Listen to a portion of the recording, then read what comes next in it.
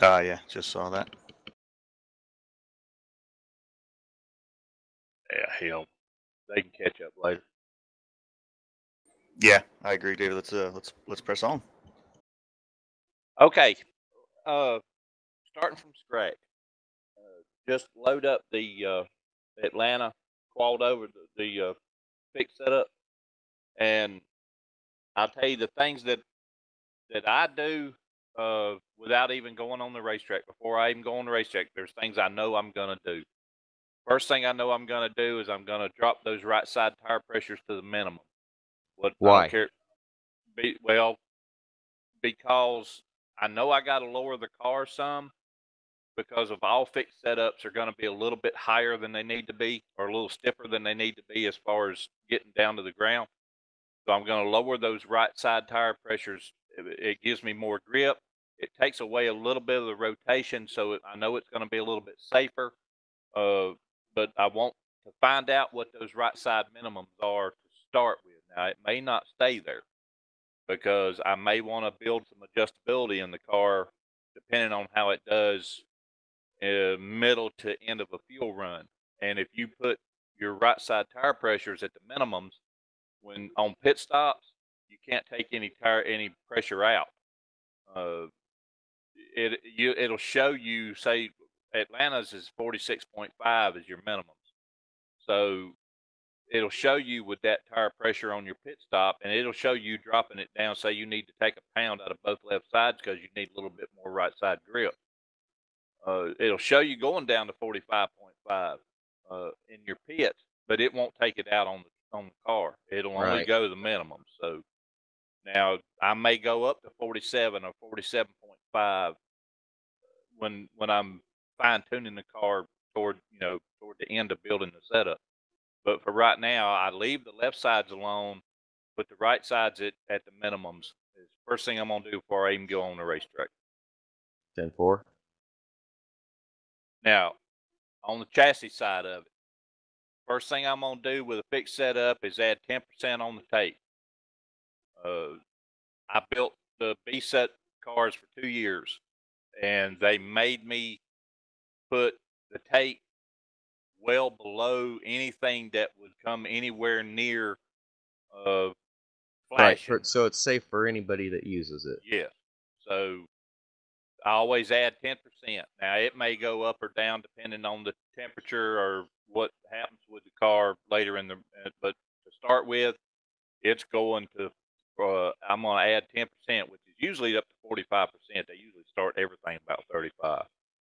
Uh, First thing I'm going to do at the top of the with the sway bars, I'm going to take it to its maximum because I want it to be as stiff as possible to start with. Just to go out and give me a good base of what the car could for two reasons. One, it's going to plant the left front tire better, and two, it's going to keep the car from being as letting as much weight roll over to the right front. It's going to stiffen that front end up to keep the weight more stable in the center of the car. So I'm gonna put that at maximum. Now the arm asymmetry I'm gonna leave alone for right now. I may change that later, but I'm not touching it. I'm not touching the forward ballast or anything like that. Now if you've got a steering ratio that you like, I mean I usually keep mine about 12. I will use a 10 once in a while depending on the racetrack, but I'll keep mine at about 12, which is usually what the whoever builds the fixed setup does.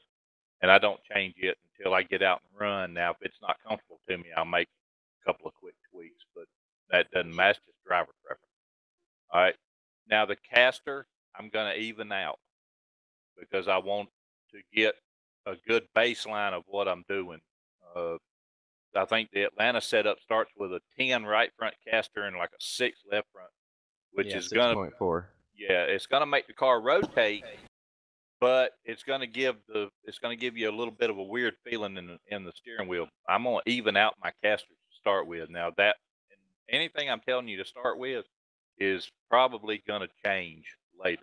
Okay, now are we evening out? Are we bringing the left up to 10 or the right back to 6.4? All right, it really all depends on how stiff you like your steering wheel. Me, I will go somewhere between a 7 and an 8. I usually start at an 8. on both sides. That's just So preference. less will make it stiffer. No, no, no, no. The higher the caster, the harder the wheel is going to be to turn. Okay. Okay, so it all depends on, and that's another thing that is a little bit more toward driver preference on tracks like this. Now, Daytona, Talladega, uh, a lot of times you'll want a lot of caster in it because you don't want the wheel to move as little as possible. So the harder it is to move, the more speed you're gonna get. But on tracks like this and Vegas and Charlotte and things like that, it's not something, that kind of speed is not something that's gonna help you. You want more comfort and stability than you do speed. The shocks I'm not gonna mess with right now. From from that, the springs I don't mess with. None of the front end geometry as far as packers, shock springs, things like that. None of that I start out messing with at all. All right. Now my toe in, I'm gonna zero those out. I want those I want to start at 0. Now I may change those later, but my my front toes, I'm gonna start at 0. My front casters, I'm gonna put it 8.0 on both sides. I'm not gonna touch the front cambers yet, but I know those are gonna change because that's one of the things about this. You got to put a lot of camber in it for speed, but I'm not going to change it yet. Now, down to bottom, the rear cambers, I'm going to go ahead and change because I know I want both of those rear cambers at 3.5.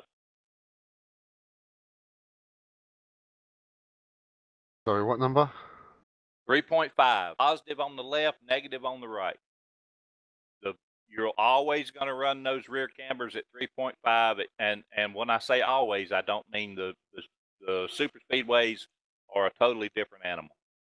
So just forget about those for now. But the cambers on any other track that we go to are going to be at 3.5 because that's as much camber as you can legally put into these cars to get as much rear steer into it as possible. Okay, so now this, just from experience now, it'll vary at different tracks, but I know Atlanta is a slick racetrack, and especially the hotter it gets, this track gets really slick. So I know I'm gonna want those track bars low. I know I'm gonna want the truck arms at the bottom, which they already are, and those are probably going to change too. The truck arms are probably going to stay at the bottom, but the track bars are probably going to change. Now, the truck arm preload, I'm going to leave it alone because it's at a pretty good positive. At a track like this that is slick, I usually use a pretty good amount of positive rear preload. And why is because it slows down my progression between off throttle and on throttle. 0 is at a neutral as far as when you put the throttle down, when it puts gas to the rear tires, throttle to the rear tires. The more negative you go, the more it's going to make the quicker it's going to make the gas you put down on your pedal, the quicker it's going to get to the rear tires. So the more likely you are to spin them. Right, faster reaction. Exactly right. So when you go to a positive, it's going to slow that transition down a little bit. It's not a major thing, but it is enough, especially here at a track like Atlanta. It can, over the course of a fuel run, it can make a pretty big difference from slowing that down at the end of that fuel run when those tires are wore out and you're starting to spin them anyway. That can come into play. And the rear end ratio, I'm always going to start out at the smallest gear or the highest number that I can do. I may change that after the first run, but I'm going to, and the way I do that is I go way above the number. I'll go up into the 390s or 4s because I know it's not going to give me that gear. But then when I hit apply, it's going to automatically take me to the highest gear. So I'll start out, and I think the highest gear here is a 375.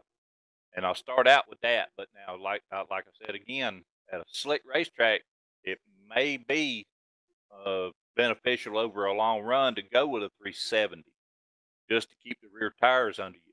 But that's something you have to tackle later. But right now, just start with a 375. But now those are the changes I'm going to make before I even go out on the racetrack. So is everybody caught up with me here? Yep. Yep.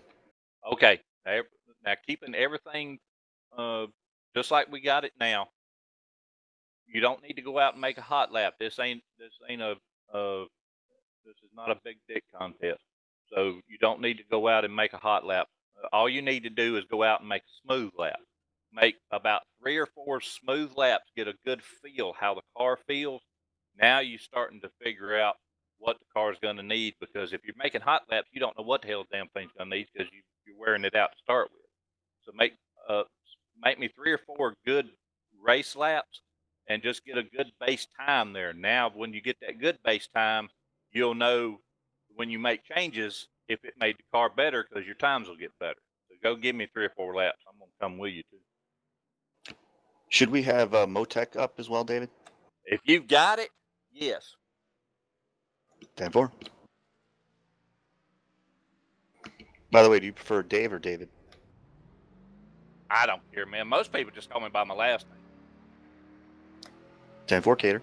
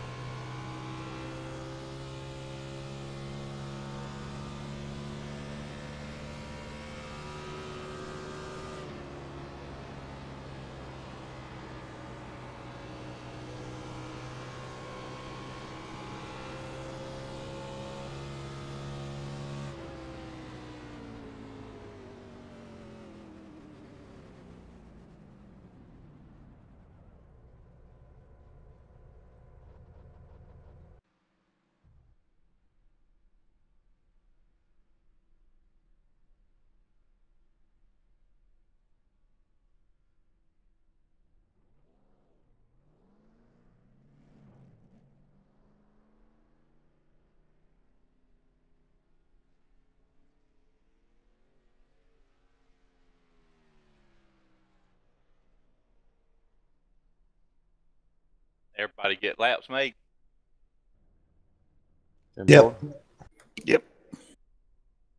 Okay, first thing, and this is just for information purposes.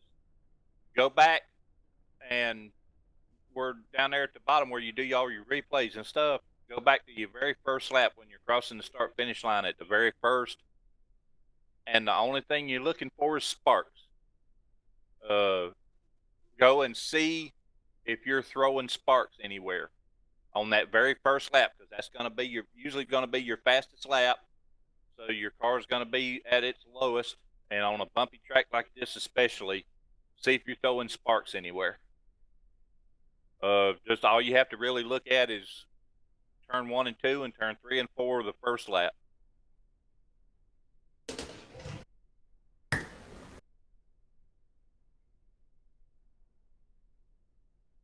I don't appear to be.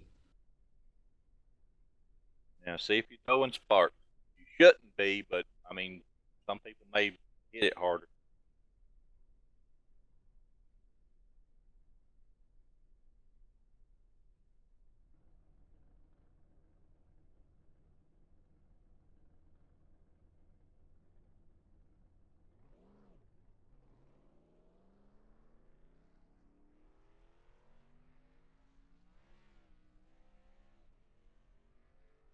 All right, if everybody looked at that and nobody threw sparks, you're not low enough. You got to get the car low enough to where when you hit those bumps, the first couple of laps, you're seeing some sparks come out. And the best way to know that the car is sitting down about where it needs to be is when you're throwing sparks the first 2-3 laps or so, and then all of a sudden by lap 5, the car's not throwing sparks anymore, or just occasionally it'll hit a spark, depending on how hard you drive into the corner. But then you know you're setting right, because when those tire pressures start coming up, it's starting to affect the car up, and where you're not throwing sparks anymore. So that's a way to tell without telemetry whether the car is where it needs to be. And I'm telling a lot of y'all this, I know a lot of people don't have telemetry, so you can build these things with visual and sound without telemetry and know that you're okay. Now I know I'm pretty close. I'm throwing sparks for 3 or 4 laps, and then they start coming up. I know the car's about right aero wise. Now I can just start working on handling, because the first thing you're going to work on is aero, because aero is going to take care of probably about 50% of the handling. So then all you got to do is start tweaking springs, things like that, and get handling right once you get the aero right, because then that'll take care of your handling. Okay, so I was pretty damned loose in that whole deal, and I didn't see no sparks. Yeah, well, one of the reasons why you loose is because of the aero. Because I'm sitting here, I'm running my fastest lap, and I'm watching the bounce, and I'm watching where everything's going, and my front end is not hitting the track at all. So one of the reasons why you're loose is because the front end's getting too much air underneath it. That's the reason why we work on aero. Right. So I was just curious what way we might go to cure the loose. All right. Well, the first thing, like I said, we're going to work on is aero, and that's going to start helping that loose. So with this thing, I'm just looking at it running the lap here, because the right front is sinking down a little bit lower than the left front going in on entry. You don't want that. You want the left front to be, you want it to be even or a little lower on the left front. So, okay, hang on a second here.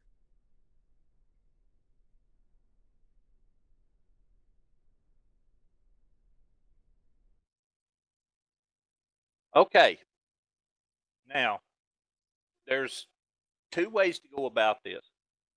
And that's small springs or big springs. Now, a lot of people are going to run 500-pound springs on the front end and use big shock springs. I've done it a bunch.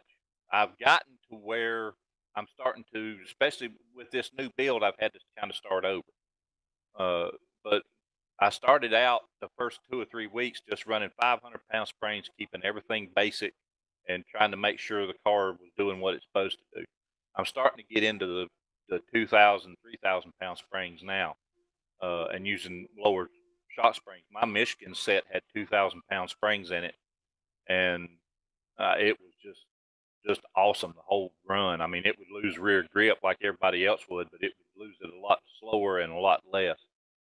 But that aside, now we got 850 pound springs that are on the front end now, and they have so much.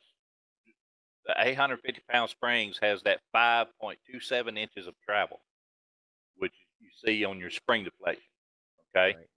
So if to do the math, I mean, you really don't need to do it. If you want to start off with, you can. You can find the exact amount of travel by subtracting the 134 from the 527 and the 145 from the 527. That'll tell you how much travel is left in that spring. I've been doing this a long time, so I don't even pay no attention to what the spring deflection is as far as how much is in it. I look at the amount of travel the spring has total. All right. And I also keep in mind of what my front ride heights are. So we know the front ride heights are too high. Okay. Because the car's a little loose and it's not throwing any sparks yet. So we're not even going to touch the rear end right now. Just you work on one thing at a time. So we're going to go with the front springs right now and keep the shock springs the way they are, the Packers the way they are. We're not going to touch them right now. So what I'm going to do is take the right front shock spring down to a 500 and see what it does to my ride height. You mean Okay. spring rate? Yeah, the spring rate, or the bucket spring is what it's called, but the spring rate.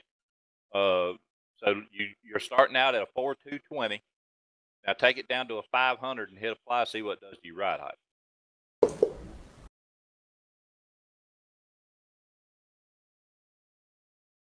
And that's both springs of 500, correct? Yeah, take both of them down. All right, thanks.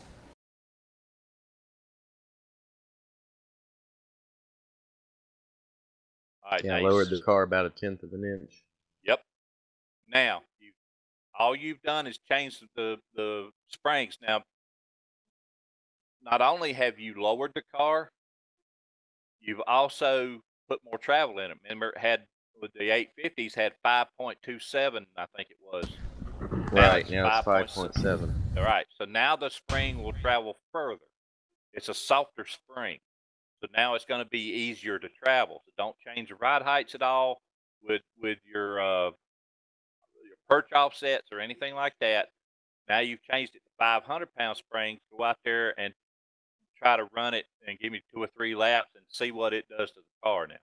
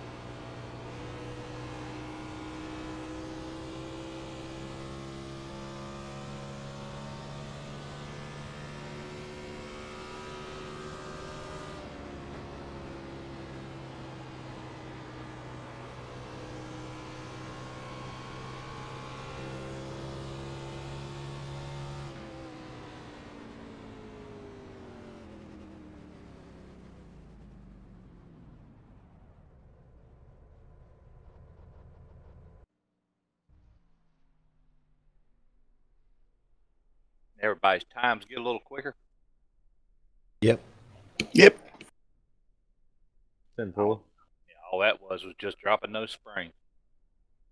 Arrow. I went from a, what was it, a 749 to a 508.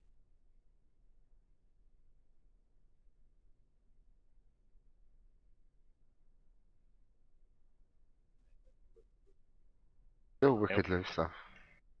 Yeah, just as long as you're getting a good drive. That's because the rear end's too high right now too. So, because you're losing some side force. It's the front end's still too high.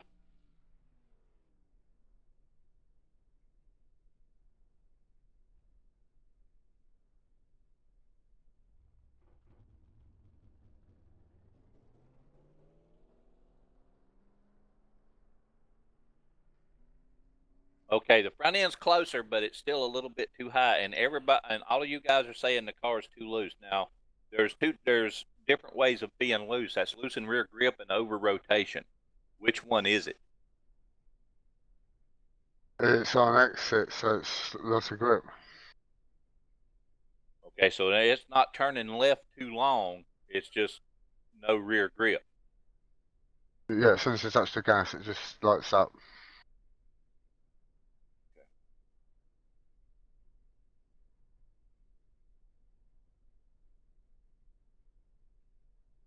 Sitting here watching the lap go around a couple times here. Yeah, the front end's like 5 inches up in the air. Man, we can do a lot better. Get side force in it. All right, hang on a second.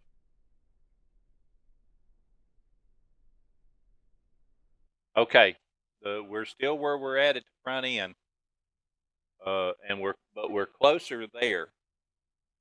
But you're having trouble driving the car because of being too loose. All right, so we know we need to lower the rear end. So let's go and see if we can't fix both at one time here. Do you know it's not crossweight? Because I mean, Right. you're sitting there right at 60%. So we know it's not crossweight. So what I want to do now to get the front end out of the air or the rear end down a little bit, which is going to lower the front end too, is take some right rear spring out of it. Okay, so and all of this is all just a guess because you're going to notice sometimes things make big changes because spring rates will change sizes as you go to certain springs, and as you do this, you'll know what number you can go to and still stay within the same coil size. Like if you're at a 1,000 is a certain thing, and if you go below 1,000, your ride heights may just change drastically. You know, I'm just making that as a guess, but you'll find numbers where your ride heights will change drastically, and you'll have to use your spring perch to bring it back to where it was, and that's just because of the different size of the spring. So you want to take some right rear spring out of it. That's going to do two things: give you more right rear grip, and then it's going to give you less rotation. So just as a guess, take it down to 1,000 pounds and see what it does to the ride height. About 1/10 of an inch. Yep. All right, now start with that, and then go out there and give me a couple 3 laps and see how much that changes your loose off.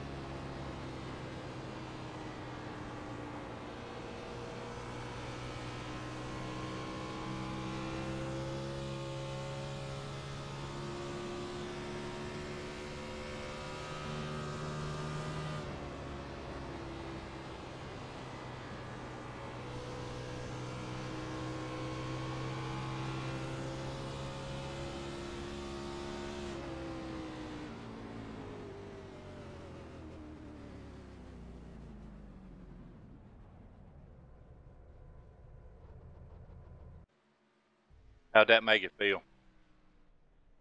Better. Still pretty close to your time, or a little better? Mine was a little better, but I think I've been driving it into the corner way too freaking hard so far. Yeah, you got to remember not only the rear end slides but the front end slides.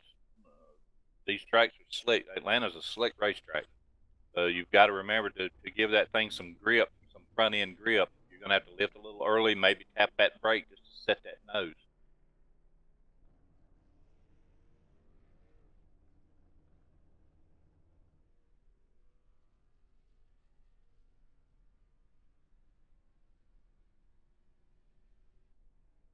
All right, was everybody happy with the way that felt? Went the right It was way. safer. It's safer. Yeah. All right, best thing to do now is changes it.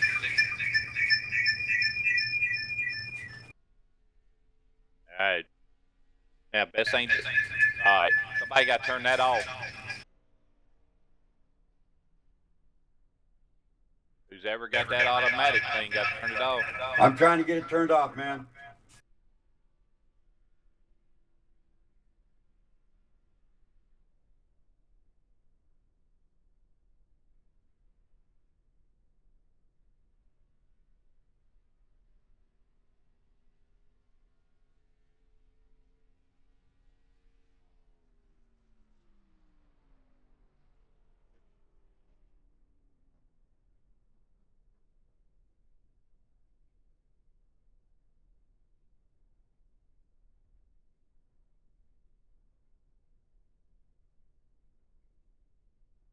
All right, y'all forget it. All right, are we? Okay. Now if you're liking to where the car's feeling right now, just to where it is, save it. Name it just Atlanta Test, or however you name your setups. Go ahead and just save it right now. That way you know you've got something that if you start making changes and it screws this thing up, you can go back and start from scratch. So you know you've got to this point. Go ahead and save the car.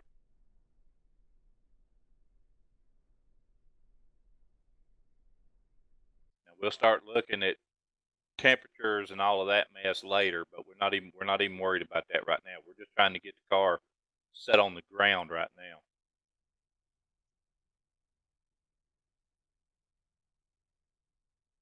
All right, while y'all doing that now, where we were at, we're still too high in the back end, but that's okay. We're going to get there. But we're down below 5 inches now, so that's good. But I'm still at 6. Well, yeah, but I mean, when you go into the corners, what are you? Oh, okay. Yeah, see, I'm dipping down below 5, about 4.9, 4.8. That's on the right rear corner. Yeah, at lowest I'm 4.6 and 4.5. Okay. So yeah, that's where you want to get the car at its lowest point, because it's going to come up some on the straightaway. So you're going to at its lowest point when you're going into the corners. You want to get it, down there where it's supposed to be. That way, when it does come up, it don't come up as high. So, but right now we're still rolling over on the right side's a little bit too much right now. Without going into sway bar geometry too much, we can do that later. What I'm going to do is, instead of keeping the right side from coming down, I still want to bring the car down some. So I'm going to allow the left front to come down more, because the left side, the more you can get that left side out of the air, the better the car is going to handle, and the more speed you're going to get. So we want to work on getting that left side down some more, so it equals out or goes a little lower than the right side. All right. So hang on a second.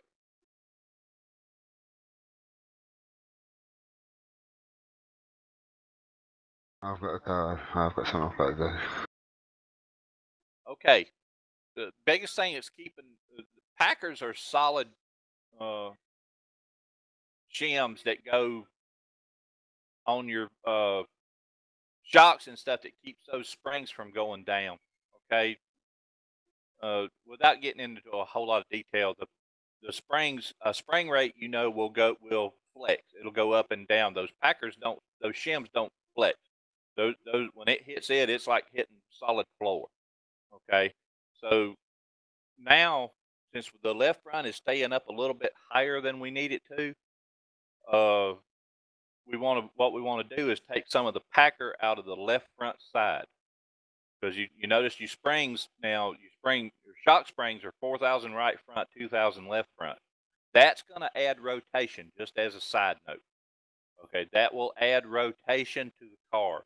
So if you get to where the car is over rotating some, evening out those will help. But we'll get into that.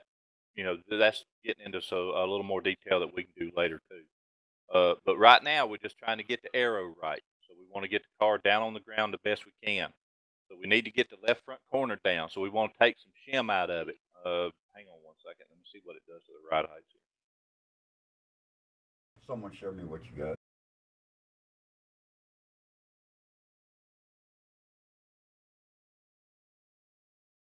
I want to apologize to everyone real quick.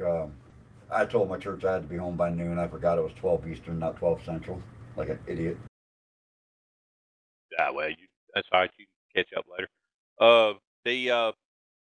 You see what your left front ride height is, right? It's a 3.256 with that 1.063 shim in it. The left front corner is all we're looking at right now. And we're at, see what the, hang on one second. Let me run my telemetry right quick, see what the inches are. I shared it with you, Mark. Got it, thank you.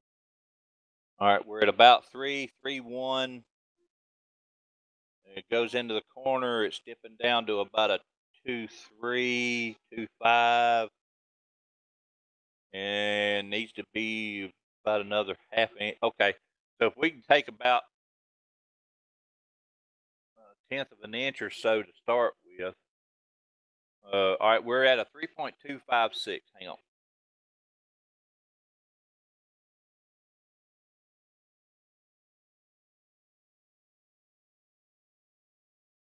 All right, a 2.156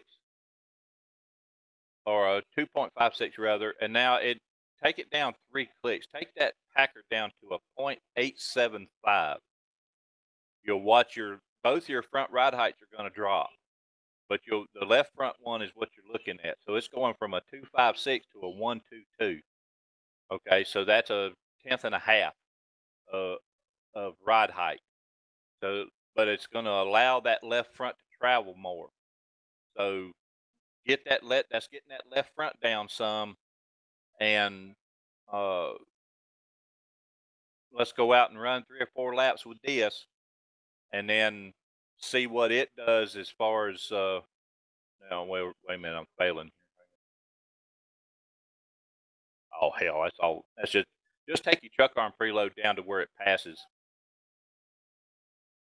Yeah, mine's passing, so I didn't have a problem there.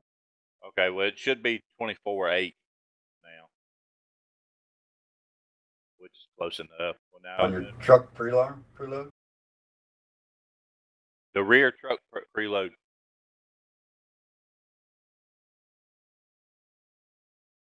$24.6. Yeah, it's close enough. And like I said, look at your toes too, because sometimes when you're doing these changes, it will change your toe. So zero out your toes. Make sure that's little things I forget constantly. I'll go through half a damn setup sometimes and then look and go, crap, my toes are wrong. So keep the toes at 0? For now. Right. Now there's ways of stabling out the car pretty good with just a little bit of toe, doing something that you shouldn't do, and that I'd never. If I was building a late model car, Nathan Rue's one of the guys on my team, and he's putting together a late model car for Greenville Pickens, and I'm going to be going up in crew chiefing for him for his car. And if his car was a little unstable, there's no way in hell I'd go negative toe on both front tires. But here, it stables out the car. but I mean, it'd tear a damn tire up. It just screw the whole front end Right. up to negative toe on a real car. So that's one of the little things. But if the car is a little unstable, if it feels a little wishy-washy coming off the corners, if you'll go negative toe on both front tires, you'd be amazed what just a negative one on both fronts will stable out the car. But like I said, we'll get it. That's one of the last things you do too. You notice we hadn't even worked on the front cambers yet, and they've changed a little bit, but we'll let them change naturally until we get the car where we need it to be, and then we'll start finding speed with the cambers. But we got it down, got the left front down now, about a tenth and a half. Go out and give them about three or four laps and see what it feels like now.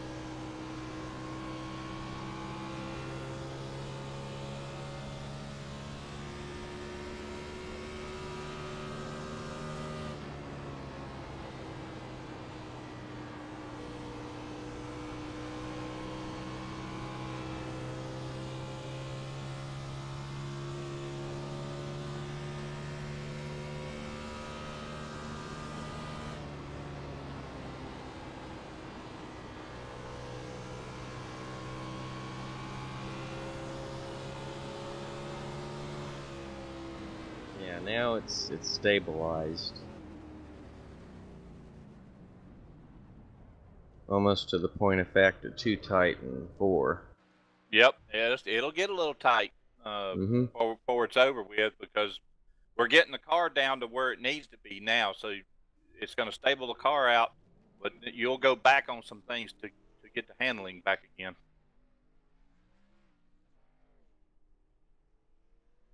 I still stayed in the fives. I was a little slower, but because it was a little tighter, so I'm gonna stay in the fives. But your cross weight's gone up some too, but that will change There you go, Mark. when we start working on a couple other things.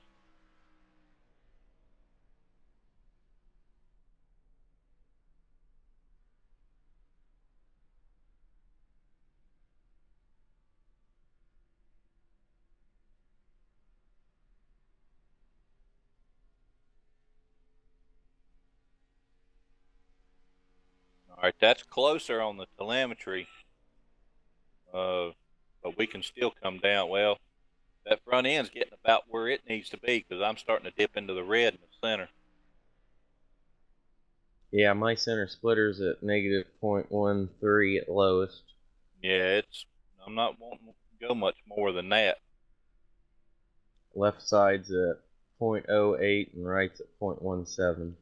Yeah, may even want to pick it back up just a tick, but we'll work on that in a minute.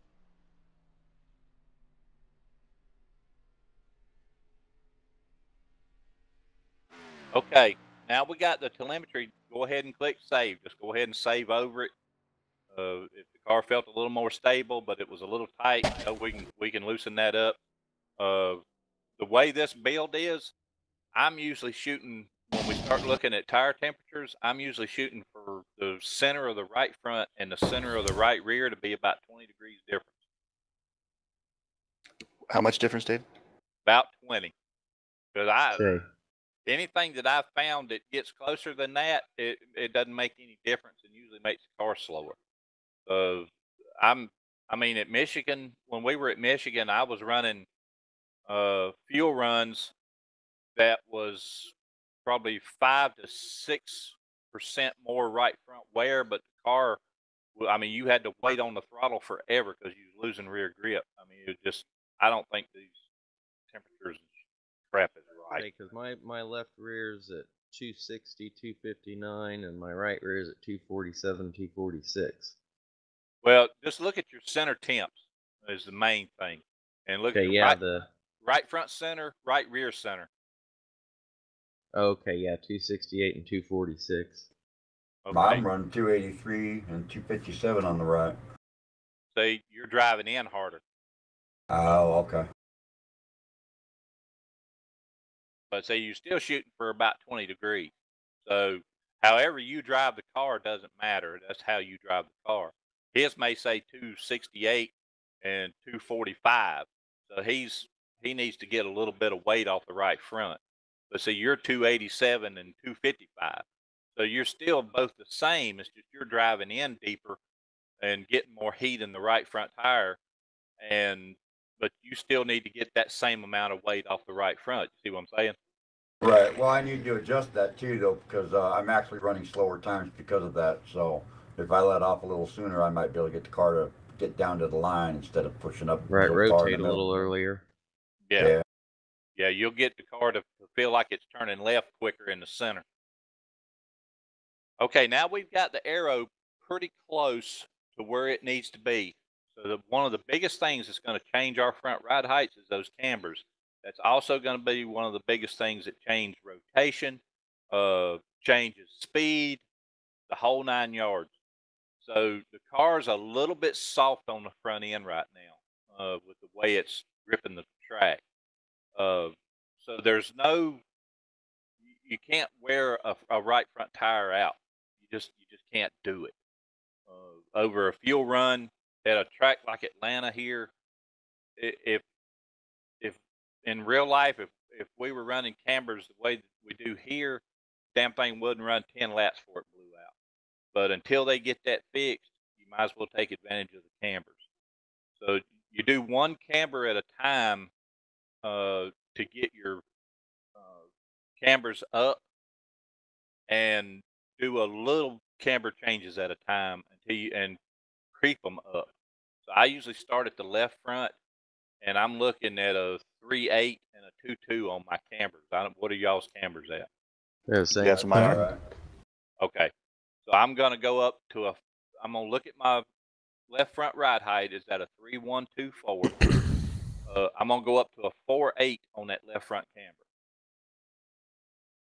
4.8. Yeah, I'm gonna go up 10 degrees.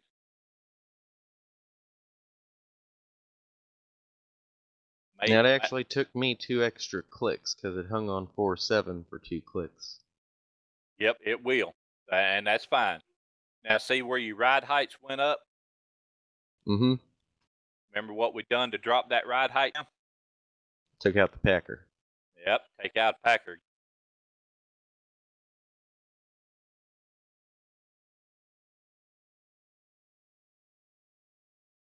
Preload's too high.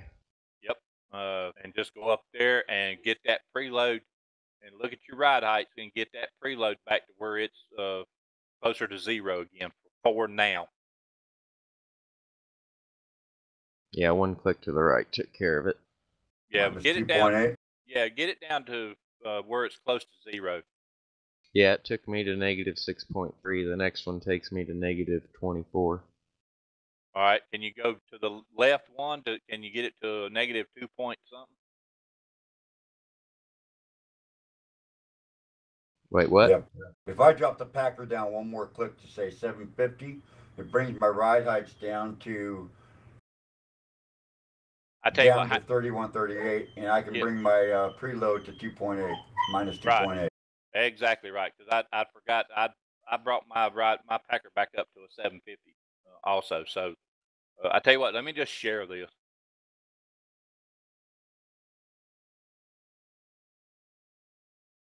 That'll get y'all exactly where I'm at. See, now our cross weight is up too high a little bit too. Remember the weight on the right front, but we'll worry about that later. But we've got our preload at about a neutral, and we've dropped some Packer out of the left front, so that's going to let that left front travel some more. So we're starting to get that front end back built down to where it needs to be. So let's now that you've got the camber, that left front camber in it, without messing with the right front camber yet, go ahead and go do 2 or 3 laps and see what the change it makes to the handling with the left front camber.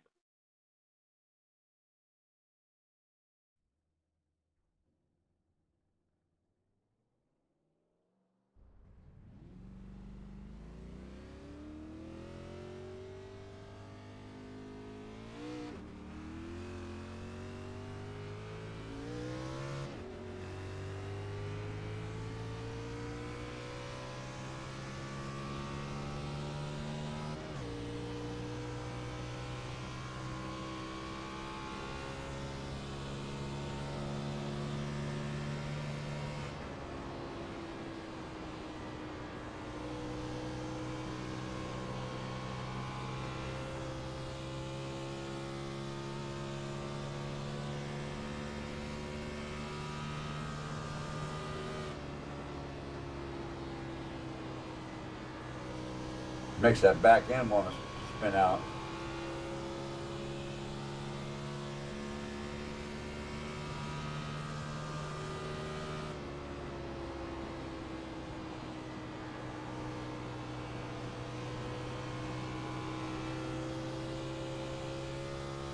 Weight on that throttle.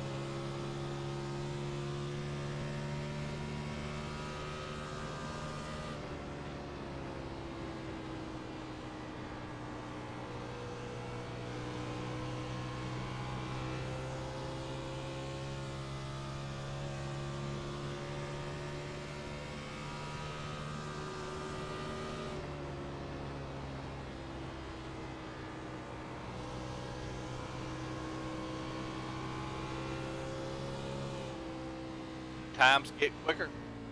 Yep. Yep. Yep.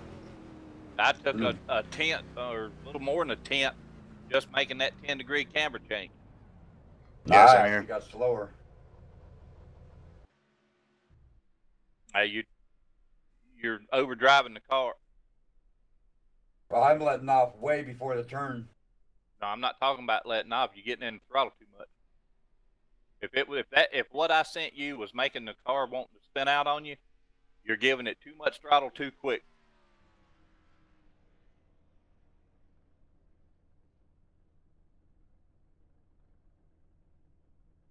About mid corner or maybe a little before, you ought to just be laying your foot on the throttle and just gradually going down. You shouldn't be full throttle until you're almost to the straightaway. Yeah, that's about how I was driving it, I thought. I'm going to go out one more time on it.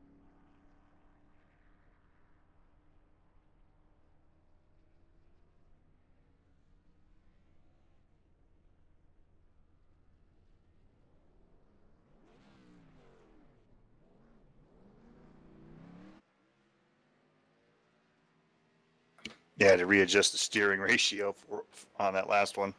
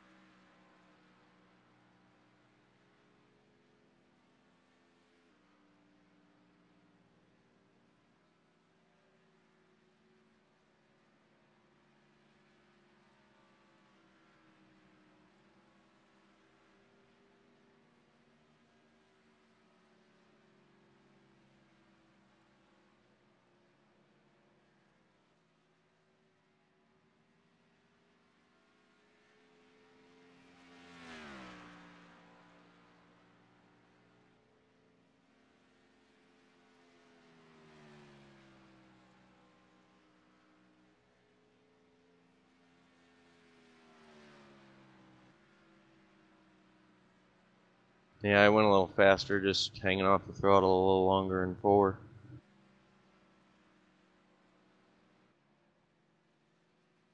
Yeah, you're way too low, Mark. Oh, am I? Yeah, hell, you're dipping that left front or the left side tires off of the track.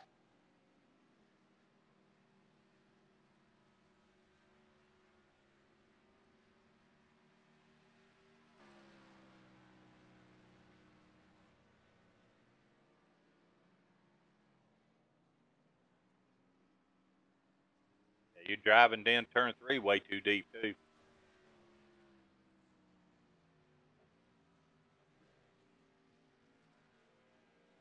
I'm lifting right as I'm at that black sign on the wall, which you're lifting pretty close to where I am going into 1.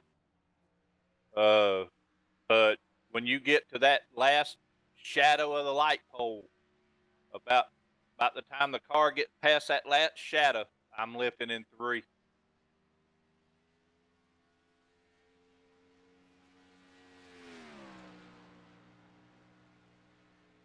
Trying to find that shadow.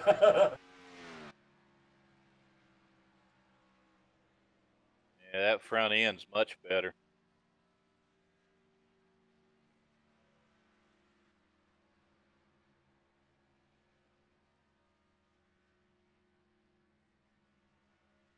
Still might want to pick it up just a tick.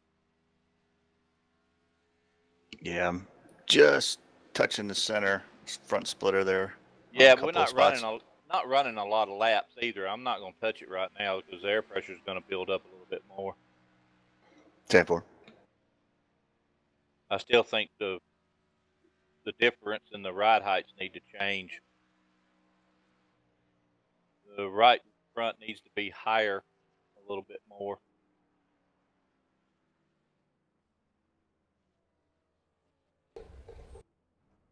But anyway, all right, hang on a second.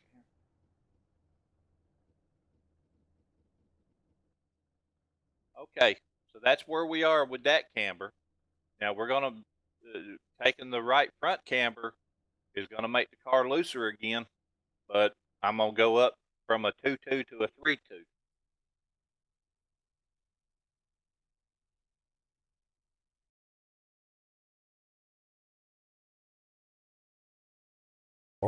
Or down. Yeah, negative. I was going up. I'm like, shit, that's the wrong way. Yeah, it's still 3.2. Yeah, that's going down on a negative number, of course, but you know what I mean. Now you see the ride height. Yeah, on the right side, I went to 39.46. Yep, and took some of the weight off of took it down from a 60.4 to a 60.0, so it loosened the car up a little bit. And it's got a negative right front toe in it, so I'm gonna put that toe back at 0. See, my casters have changed down to a 7.92, but I'm not gonna mess with that yet. Just leave that alone because they're both even. So make sure the right front toe's at 0. We're at a 3.2 on the camber. This is going to loosen the car up just a tick, but it ought to make it grip from entry to center a little better.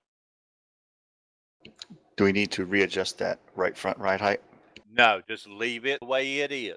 because it didn't make a major adjustment, and we want to get that ride height where it comes down some without well, without the travel affecting it so much. So if we can get, we'll worry about that later, but just leave that where it's at for the moment. Yeah, and it did change the preload too on the front. It took it to a even 2.5 rather than a minus. Yeah, that's just a very minor change. So there's no need to worry about that right now. It's just a very minor. If something makes a minor adjustment like that, except for like the toe that you're wanting to keep 0 for now, don't worry about that. Now, go out there and try that for 2 or 3 laps.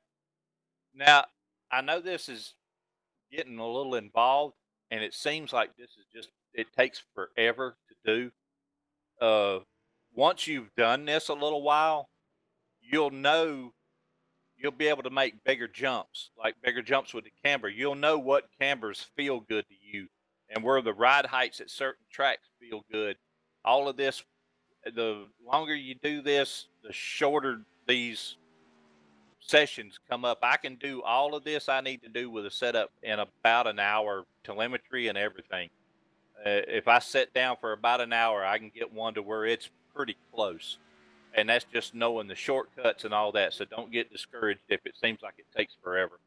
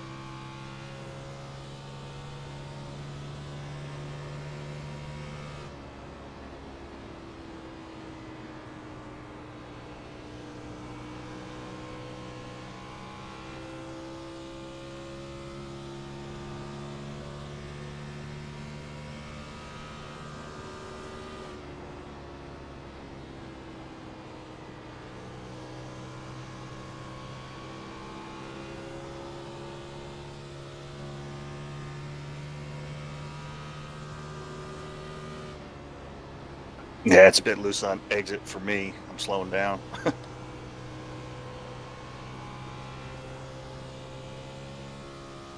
Yeah, it's going to loosen the car up, but once you get the handling back under it, and because mine slowed down too, but those higher cambers are going to add speed to the car.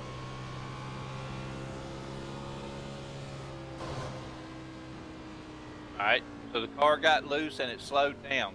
The best thing to do now is tighten it up and make sure that the camber is what we want. As long as everybody else is feeling the same thing, that I'm good. Yeah. Yeah.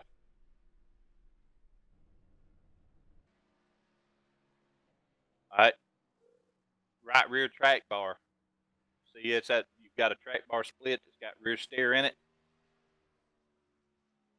Yep. All right. Take rear steer out of it. Take that right rear track bar down to a 6. And then take that rear truck preload up until it goes red and then back it off 1. Where'd you want that right rear track bar at? A 6. Got Now it. your track bar, you've taken the rear steer out of the car with the track bars.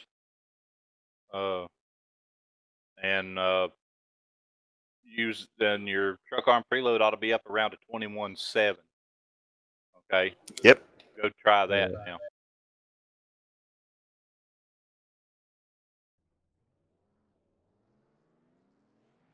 On a truck arm preload, are you talking about negative 22 or positive? Oh, positive. Okay. All right, got it. Thanks.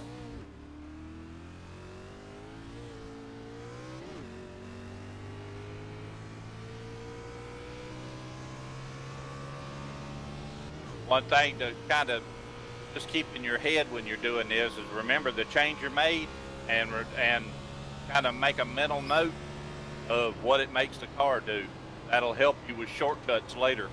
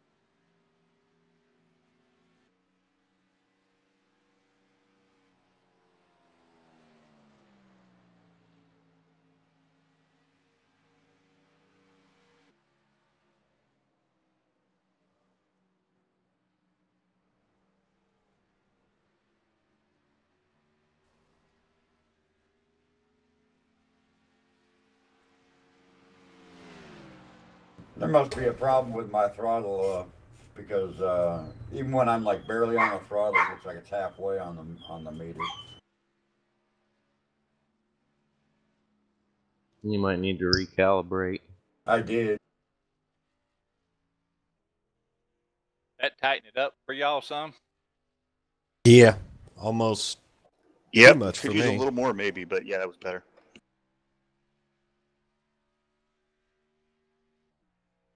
I started to feel the looseness kick in just like right at the late exit of each turn.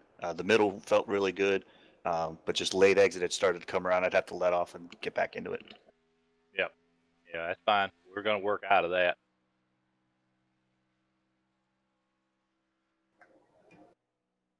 All right. What I'm going to do so we keep on the same track here, I'm going to share with you what I just done, and I'll tell you what I done here.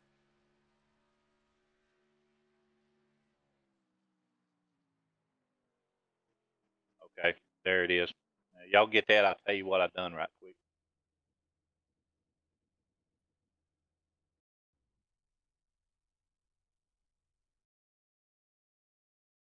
Okay, what I've done now is I'm adding a little bit of stability to the front end. Notice as we were talking a while ago with the telemetry that might want to pick the front end up just a tick. It was dipping the center down just a little bit too much, and the right front was still rolling over just a little too much. It was going down a little lower than it should be. Instead of making all of those changes to like picking the front end up, what I've done is stiffen the front end. I've took the arm asymmetry from a 3 to a 4, which is going to make the front end a little bit stiffer. Going to prevent it from going down as much over the bumps. And then what I've done with that is took the preload back to readjust the ride heights to where the right front's higher and the left front's lower. Because when I put that 4 in it, it took the right front down and the left front up. So I readjusted the preload and kept going until I got the right front up to almost a 4, and then the left We front. pretty much changed the toes and the preload there. Yeah, I hadn't got to telling you about the toe yet, but the changing the preload, taking the preload out of it, and what that does is putting that 4 in it stiffens that front end. Putting that negative preload in it already loads up that right front, so that's gonna stop that that weight from going as far up to the right front as it would with it not preloaded. That's what that preload means, is you're already loading up the right front tire.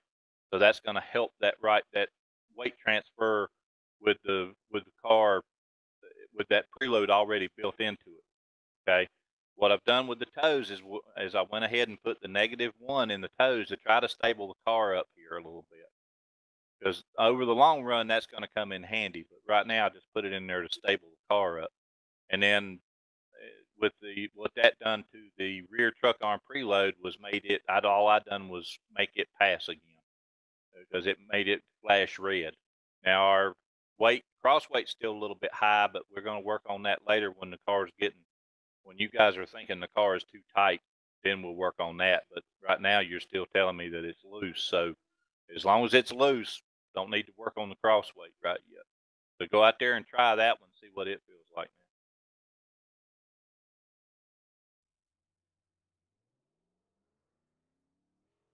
See, we got the cambers up some to get some more speed in the car.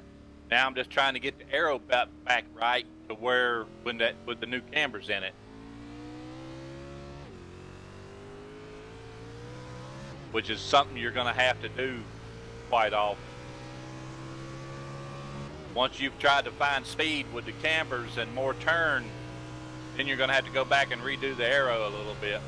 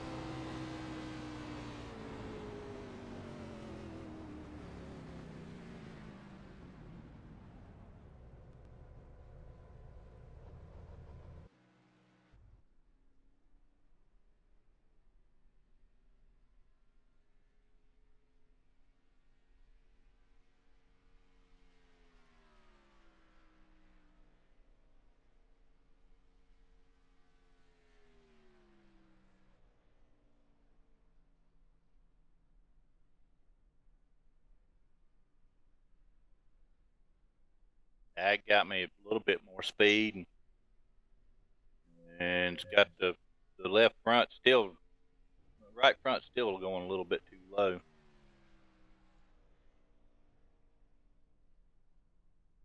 But we're getting Tighten closer. me up some. Yeah. So with you saying the right front's still a little low, we could increase some more right front camber. Hang on a second.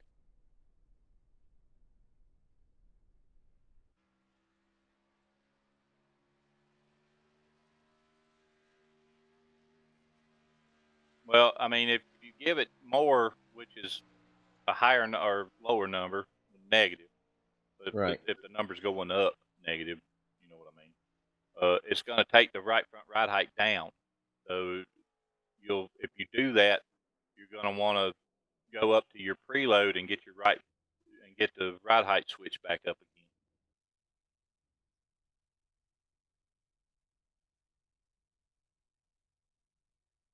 So you've already worked on the right front camber. I'd go back to the left front camber right now and start working on it.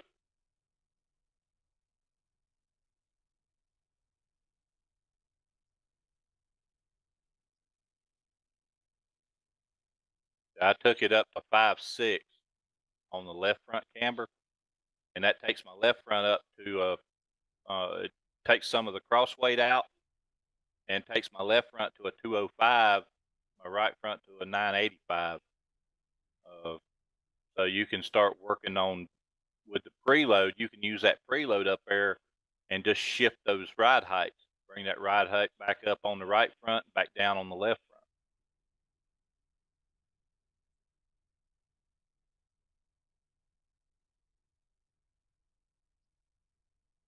You take that preload up to a negative 124. You've got your right front ride height to a 411 or so, and your left front to a 177. Now you've got more camber in it on the left front, and your ride heights are picked up just a tick, which may help that center hitting the track. You see what I'm saying?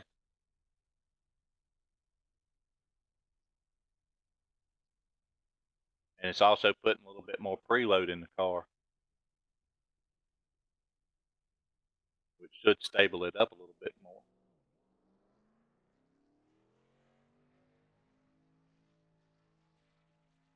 Just remember to check your toes before you go back out and make sure they're both at -1 again.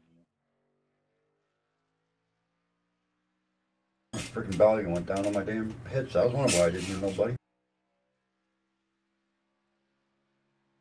Because any change you make affects everything else, so you kind of have to give a scan over everything to make sure the stuff you've already done is back where it was or somewhere near it.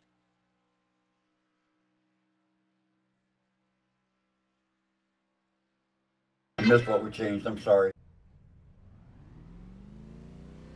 Change the camber to 5.6 on the left front. Yep. And then the preload to a negative 124 or so to get the ride heights adjusted from it.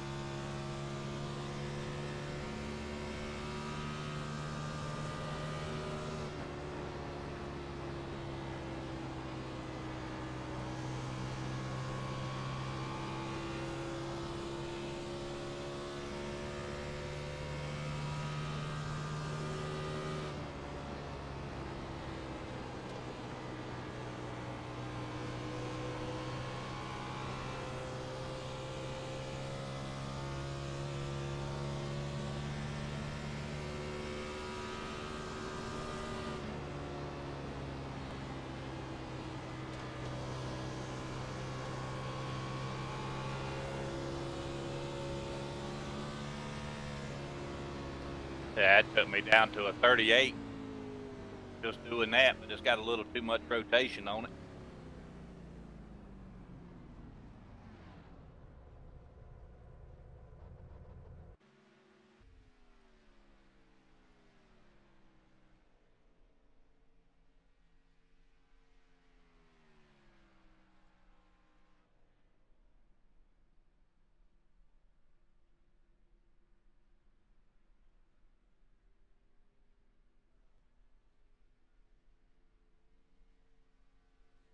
Sorry about that, Rich. Yeah, I didn't know if you're gonna stay down there or not. No worries. I was trying.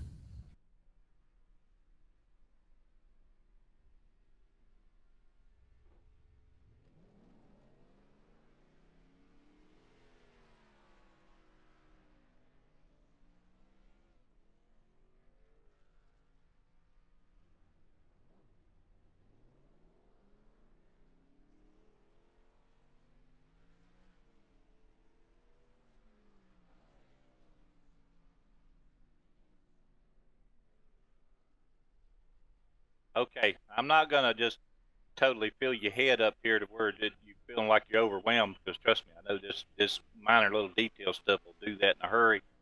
So you've got kind of an idea of where to start, and what to do about getting the arrow down, things like that. You have any questions or anything you want to know about now?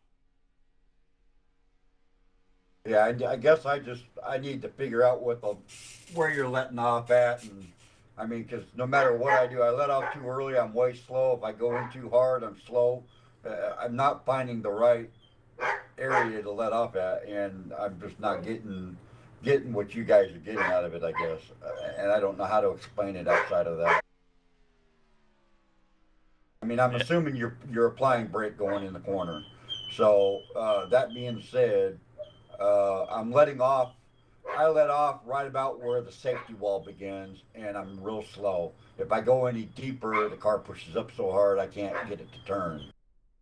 Yeah, I'm tapping the brake, but I'm not getting on the brakes. I'm tapping the brake enough to set the nose. When I lift, I'm tapping at the same time. I'm tapping that brake. I'm not even on the brake consistently. I'm tapping it 1, 2, maybe 3 times. Just tap, tap, tap, just to get that nose set to where the car's rolling. And then I'm off that brake, letting it turn and letting it roll. And when I get to about mid corner, I'm starting to lay on my foot on that throttle and start giving it pressure to come off of the corner. So I'm not on the brake hard at all. Yeah, I'm getting the middle part. I mean, I don't never get off on the gas. Even anytime I've raced, I don't get on until about middle of the corner. And I don't know what it appears like. I mean, in my vision, what I see is the middle of the corner, and I don't know what y'all see watching me. So, give me a reference point on the back straightaway going into 3 where you actually let off a real good reference point. I'm not picking up the shadows you're talking about. I get off right at the transition of the hill. Well, can you ride in my cockpit? Yes, I can. Well, just ride in my cockpit and look at the walls and stuff when you hear me lift.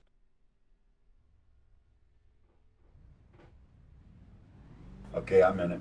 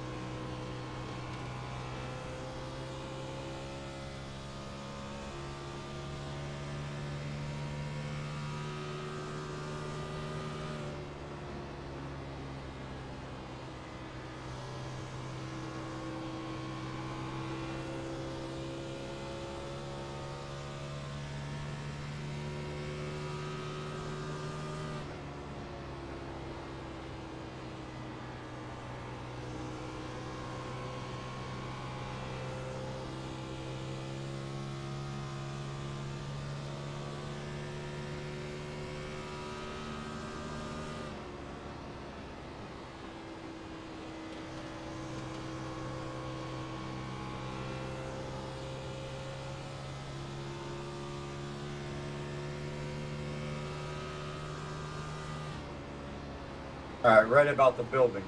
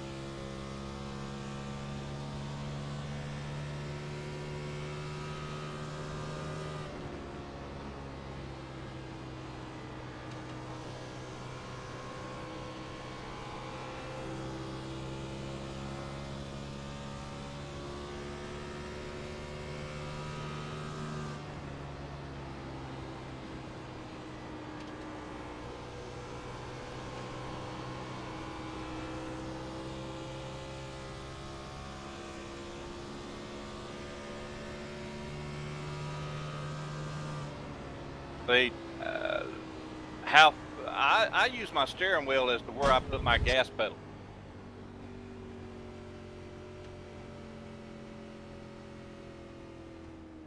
When my steering wheel is turned mid-corner and I see how far my wheel's turned, I'm about in between a quarter to half throttle with my wheel turned at that degree. As my wheel comes back straight, as it's coming straighter, my foot's going toward the floor. When my wheel gets close to straight, I'm on the floor.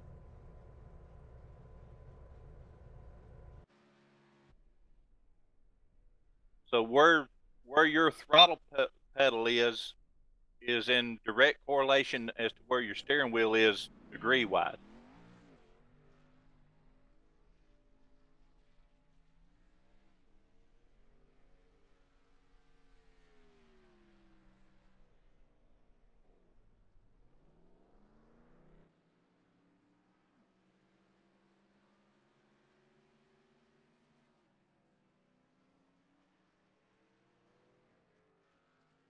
I'm sorry, Scott. I didn't see you coming. That's all right.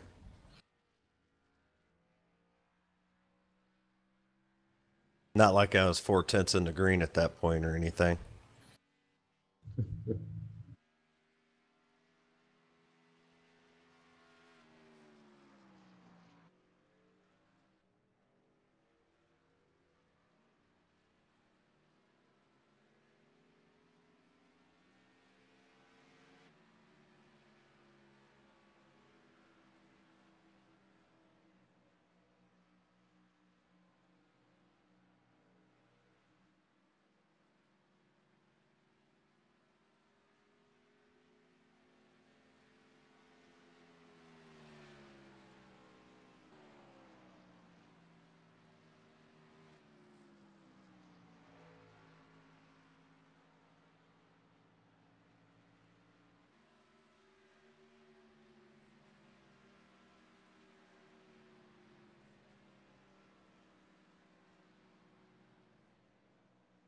The more you have to turn that wheel to the left, the more speed, the faster you're going than you should be. If you have to turn your wheel to the left a lot, you're already going too fast and you're sliding the nose. So when you're turning the wheel in, just get to where your wheel's turned at a certain point to where the nose is staying right where it's at, and you're riding that white line. The more wheel you turn, the less throttle you give. The less wheel you have in it, the more throttle you can put in it.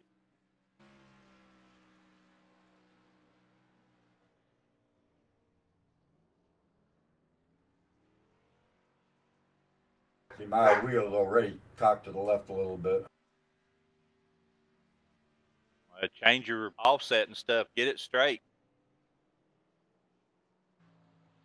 I mean, if you don't like that steering ratio, put it on the ratio that you like, and give it offset to where your your steering wheel straight. Because I'm actually turning. I think I'm turning a little bit left the whole time too. I had to change the offset enough.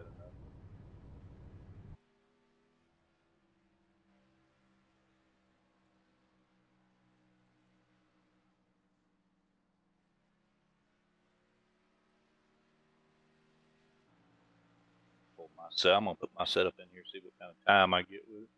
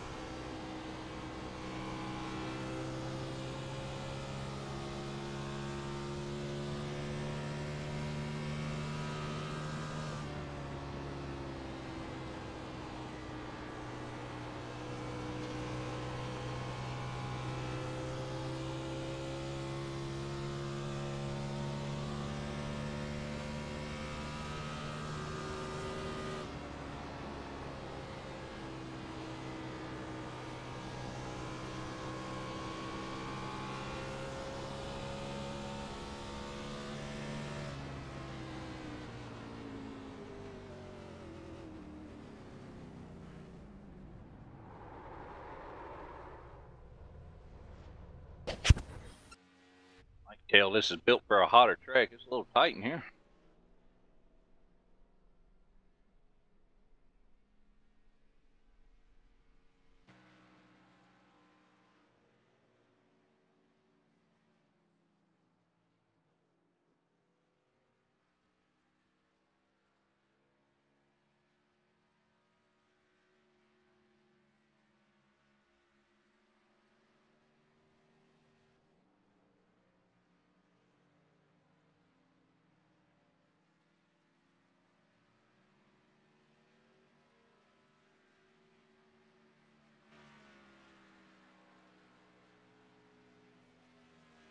I'm wondering if my potentiometer in my throttle's not just worn out.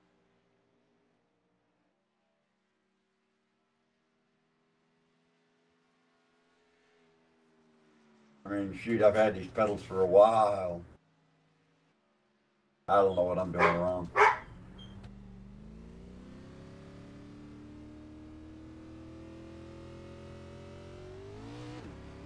I've never felt so slow in my life.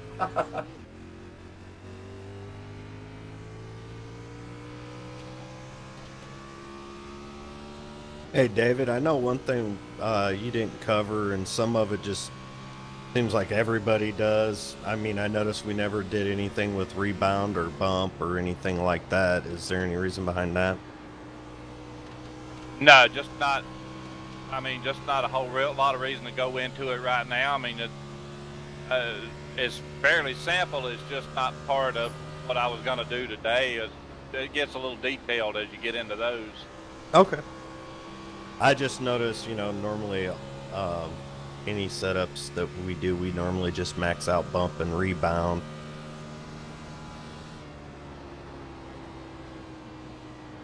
Do you know why?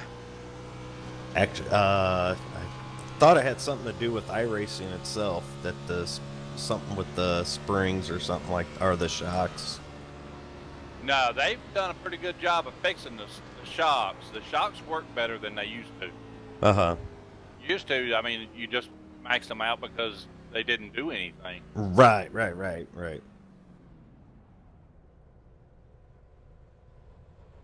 But still, knowing what they do, I mean, as far as knowing what each thing does, it's not that difficult. Bumps is how hard it is for the car to sink on that corner, to go down. So a 32 is stiff, a 0 is soft. So at a 32 bump, it's going to resist going down more on that corner. Okay, right. So the softer the bump is, the easier it is for that part of the car to go down onto the racetrack. The rebound keeps the wheel in the fender well, brings the wheel up.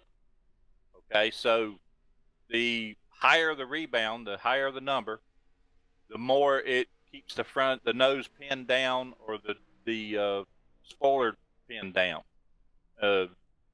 with rebound. So that's the reason why a lot of people run 32 rebound, because it keeps the nose pinned down all the time and the spoiler pinned down all the time. Now on bumpy tracks and tracks like this, it may not be something you want to do. Uh-huh. One thing with the rebounds is if you keep the nose pinned down constantly, then as the fuel wears off, you've still got that nose pinned down. It's going to make the nose drop and the rear end come up, and not have as much weight on the rear tires, and make the car looser as it goes.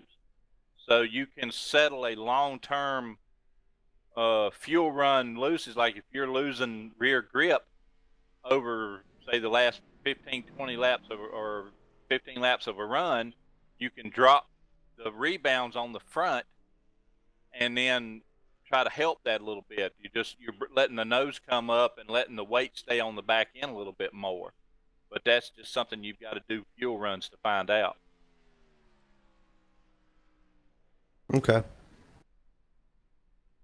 I mean, a lot of I'll do it a lot of times. I'll start the car off with 32s, but with the shock work that's been done on it, I just left it there, because especially here with softer shocks, it's it's a little bit better because of all the bumps. So I just left the shocks the way they were.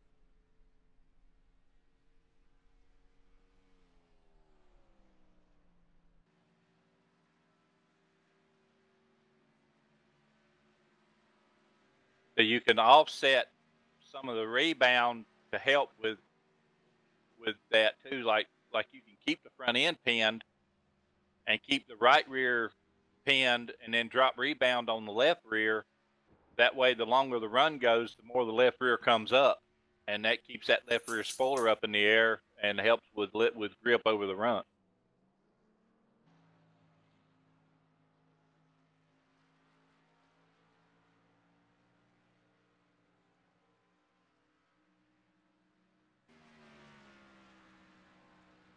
This track has a bad habit of getting to where it wants to really rotate off the four. When the fuel gets light and the rear tires get wore out, it has a bad habit of that. So if you can keep the rotation good and stable coming off a four, you'll be real solid over the course of a run. Yeah, I remember on the new build, this was the first track they ran for Road to Pro, and we was on a long green flag run. Hell, I was going probably half throttle through the quad oval. Yeah, it'll get nasty if you've got everything pinned down to where there's no aero grip.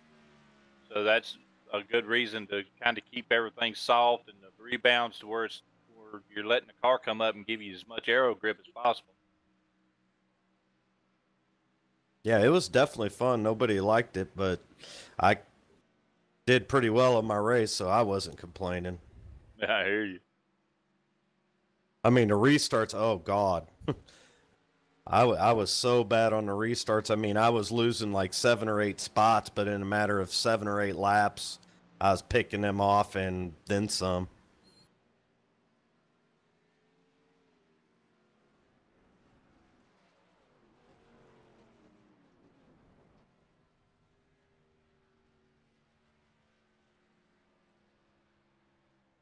All right, I'll let that go at there for this week at least. So I'll tell you what I'll do. I'll give you a little bit of homework. You boys can work with the setup. And with the stuff that I've told you, start working on getting the aero a little bit better, maybe drop the rear end, get the car to where it handles better for you. And then next Saturday when we get together, we just hand me where y'all are at and tell me what I want to know is why you've done things. So when you go and do certain changes, make a change and then go out and tell me what the car feels like. And that way you'll know why you made certain changes. Because just clicking on something and saying, okay, it works, yay, ain't going to help you come, next week when you go, well, I made this click last week. Why ain't it working now? Well, it may not be working now because the track has flatter turns. You can't make that adjustment. You got to know why. So work on those things and work on the setup, see how good you get it, and then talk to me next week and let me see where you're at, and then we'll go from where y'all are at next week instead of starting from scratch. How's that? Sounds good to me. Yeah, I'm good with that. Yep. Yeah. And if you go in a direction that you shouldn't have, I'll be able to look and say, okay, this is what you've done, and this is the reason why it's not working as well as you thought it would. So I'll be able to see directions you go and stuff. So we'll just get together next week. And that way I won't it don't get so tedious with everything. Do a little bit at a time. Like I said, don't get disappointed. This all gets to where you don't have to write things down and you just remember what things do. It gets easier as it goes, I promise. Yeah, I'm a little system overload. Yeah, just work on it. You'll get it. It ain't no big deal.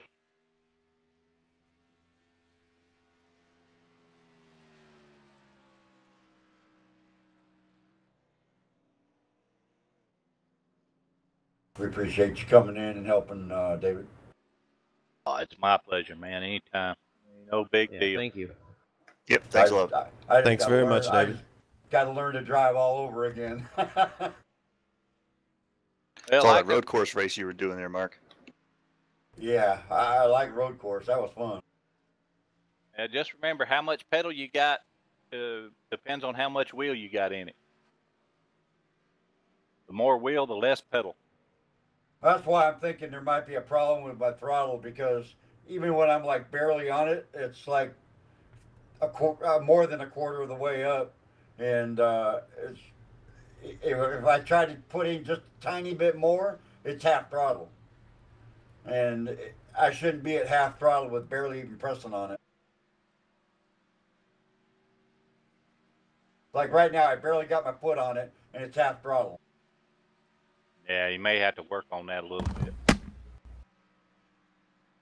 All right, boys, I'm going to get out of here. These dogs are telling me they need to go outside for a minute. They've been sitting here looking at me like I'm stupid for about an hour. All right, man. I'll see y'all later. Thanks, All right, Dave. take care, See ya. Dave.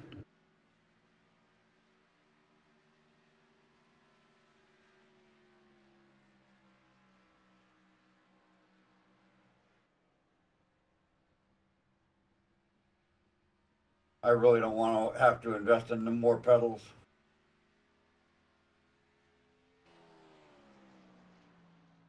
What are you using? I got a Fanatec, but they're the CSR Elites.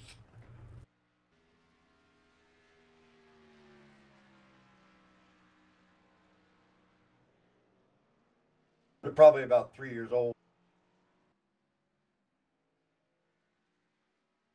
And I don't know how. I mean, no matter what I do, I'm either slower than what I was running, or I just can't get the car to turn. And I just can't get the speed that you guys are finding. I don't know what it is I'm doing wrong, or if it's in my equipment or what. I've never been this slow. You know, it's like, this is crazy. Something's definitely wrong. I've recalibrated twice already, and it hasn't fixed the problem. I've even recalibrated my steering wheel. Like right now, I'm 3/4 throttle, and I'm not even all the way on the throttle. I'm only about halfway on the throttle, and I'm over 3/4. You know, you got that green bar in the car when you look at your Yeah. controls. Yeah, it's like right now I'm barely halfway on my throttle, and I'm 3/4.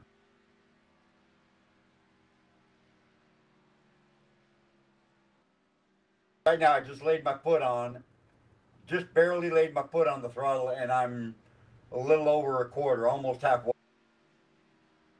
See, and I don't know anything about the Fanatec pedals. Is there like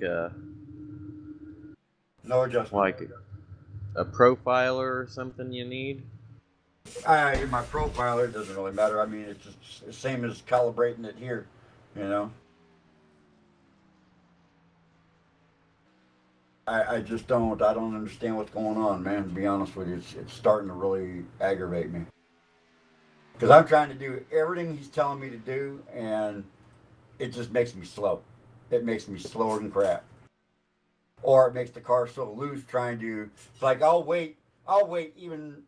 Like I'll let off. I was riding in the cockpit with him, and I found out exactly where he was letting off and doing the brakes.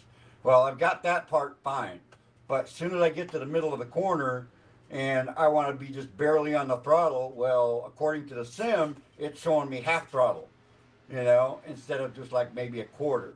And I start to get on it just a little bit, and I'm already 3/4 throttle, almost full throttle, and I'm barely pushing the throttle. I don't understand it. I can't figure it out. I'm gonna have to. I don't know. I don't know what I'm gonna have to do. To be honest with you.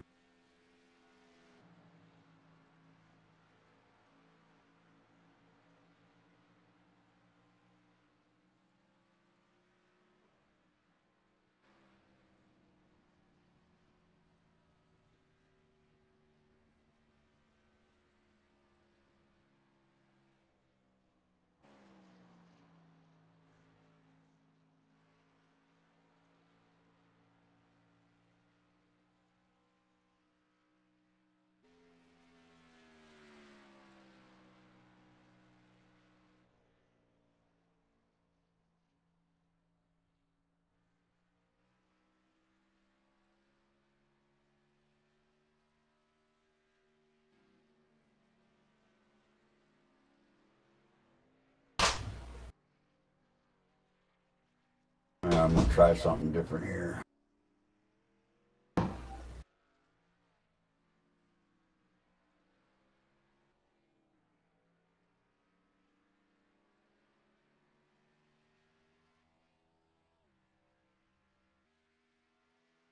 I gotta step away from the headset for a sec, guys. Okay. Hey, Brian, are you in here?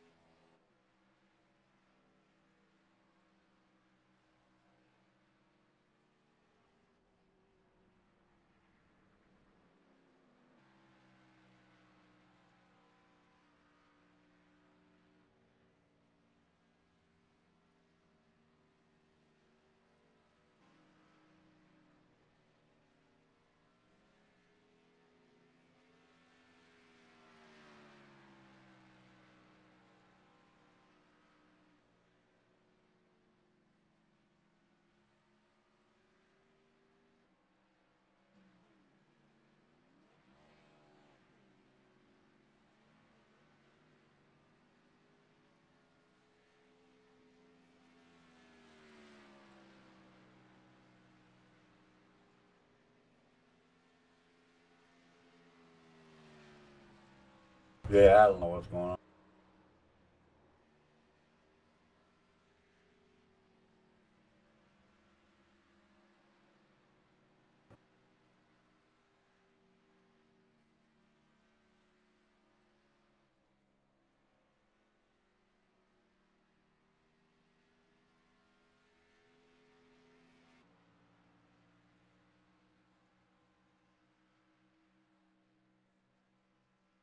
Be right back.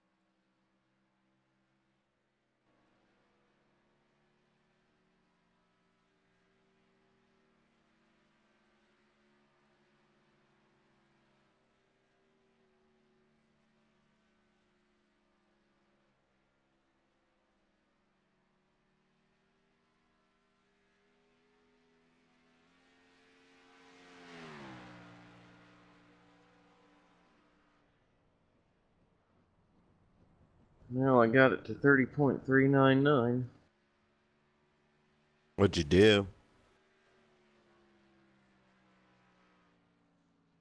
I Check. loaded his setup again. That's about the size of it too, ain't it?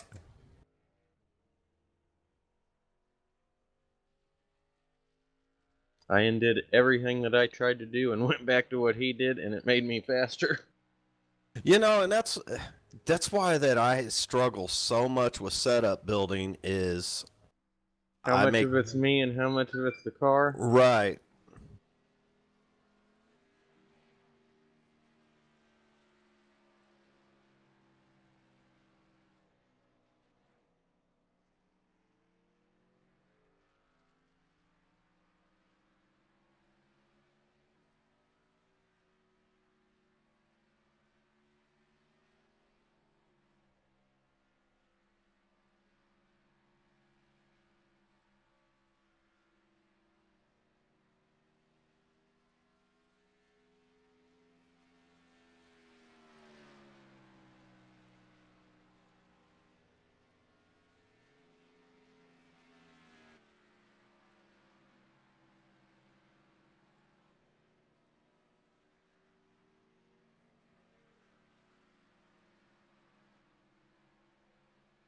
Hey Josh, what is your I rating now?